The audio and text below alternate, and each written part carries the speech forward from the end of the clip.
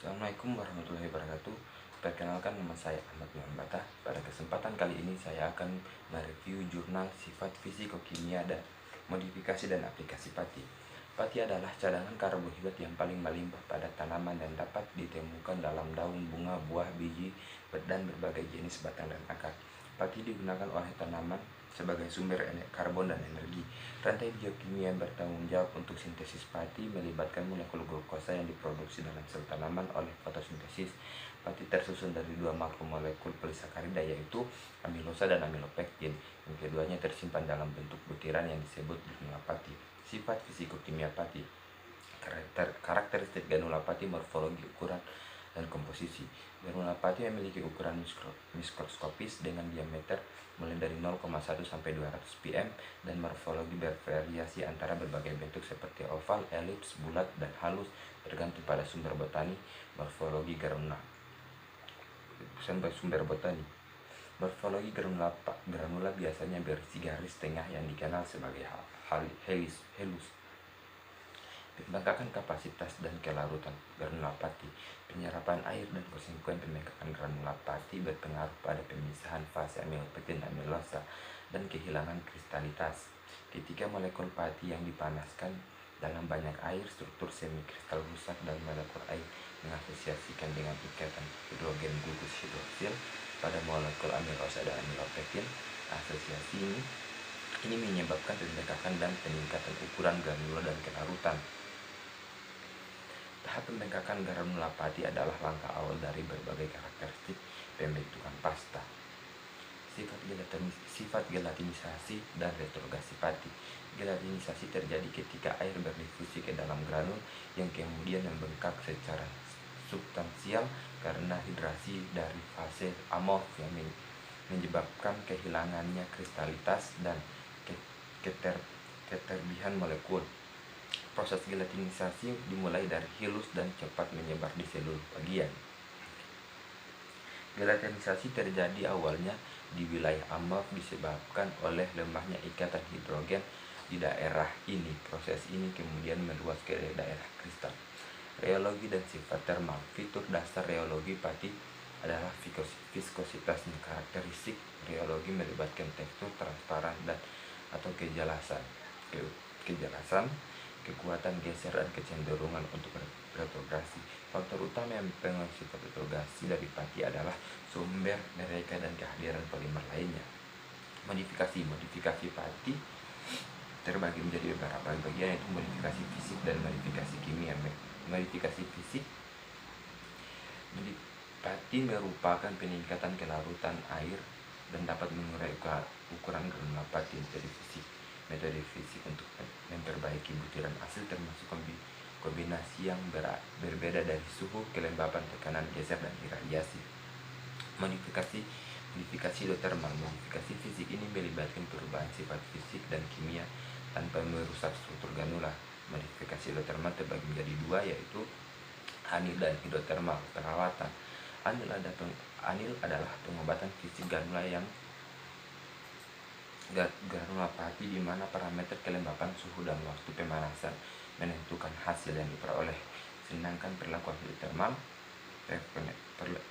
hidrotermal ini meliputi aplikasi termal terhadap jumlah air yang terbatas, biasanya kurang dari 35% B/B, dan waktu proses antara 15 menit sampai 16 jam. Modifikasi fisik non-termal. Modifikasi non-termal adalah sebuah alternatif untuk proses tradisional yang juga menghilangkan mikroorganisme, patogen, dan spora. Metode modifikasi fisik: grading dan instruksi. Grading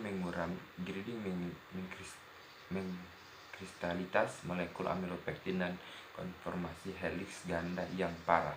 Fragmentasi, pembatasan eliminasi molekul amilopektin pada kapasitas bengkak sehingga memfasilitasi gelatinisasi berikutnya. Ekstruksi didefinisikan sebagai suatu proses pada suhu tinggi dan jumlah waktu yang singkat, di mana granula pati dikenakan kekuatan geser mekanik di lingkungan kelembapan relatif rendah. Modifikasi kimia pati. Modifikasi kimia pati melibatkan pengenalan kelompok fungsional pada molekul pati tanpa mempengaruhi morfologi atau ukuran distribusi butiran. Modifikasi kimia menghasilkan perubahan signifikan dalam bentuk perilaku pati, kapasitas gelatinisasi, retrograsi, dan fase properti pati. Pati yang dimodifikasi secara kimia dianggap lebih bermanfaat dalam pembuatan roti. Pati kationik umumnya diproduksi dengan mereaksikan pati dengan senyawa yang mengandung gugus amino, amino, sulfat atau sulfat tersiar dengan kuantener reaksi mengurangi suhu paste, meningkatkan viskositas puncak dan hasil dari berbagai perubahan pati dari sumber yang berbeda. Pati modifikasi dengan ikatan silang. Silang polimer terjadi ketika rantai linear atau bercabang secara kovalen seligester obligasi bentuk dengan kelompok hidroksil. Dalam bentuk pati modifikasi ini meningkatkan kekuatan polimer dengan bentuk jaringan 3 dimensi. Estalisasi pati. Estilasi merupakan modifikasi dari molekul pati polimer melalui pengenalan kelompok asetat fungsional yang bergerak dengan gugus hidroksil bebas dalam rantai bercabang polimer pati untuk menghasilkan ester tertentu. Metode lain dari metode fisika kimia. Metode fisika asam melibatkan penerapan larutan asam, umumnya HCl dan H2SO4 untuk membentuk pasta terkonsentrasi pada suhu rendah durasi tertentu tergantung pada viskositas atau konversi tingkat yang diinginkan. Modifikasi ganda. Selanjutnya modifikasi ganda termasuk modifikasi kimia dan berbagai jenis modifikasi gabungan. Modifikasi ganda telah digunakan dalam industri untuk mengoptimalkan pengubahan fungsi pati. Pendekatan baru ini melibatkan kombinasi bahan kimia dan fisik. 6. Aplikasi pada pati dalam industri makanan. Pemanfaatan penting dari pati dalam industri makanan adalah sebagai tepung. Dalam formulasi dari industri kue, pati merupakan salah satu komponen yang bertanggung jawab untuk struktur dan sifat dari produk akhir. Pati sering digunakan dalam bentuk granula dan dengan demikian termasuk dalam industri gula sebagai bubuk molding untuk berbagai bentuk permen yang dapat digunakan kembali berkali-kali.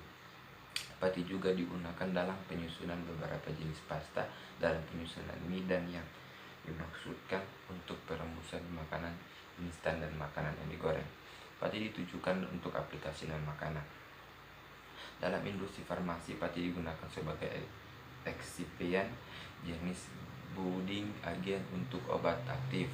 Pati dikenal secara kemampuannya untuk membentuk dalam aplikasi keasaman makanan. Dalam industri tekstil, film pati juga digunakan selama produksi tekstil sebagai pelapis serat. Pati yang kental dan kemampuan pati yang mengubah viskositas sifat pasta dikenal dan dimanfaatkan dalam industri makanan. Properti ini juga digunakan dalam industri penggorengan minyak dan di mana pati digunakan untuk mengatur viskositas lumur yang digunakan selama operasi penggorengan berlangsung. Baiklah, hanya itulah review jurnal dari saya. Wassalamualaikum warahmatullahi wabarakatuh.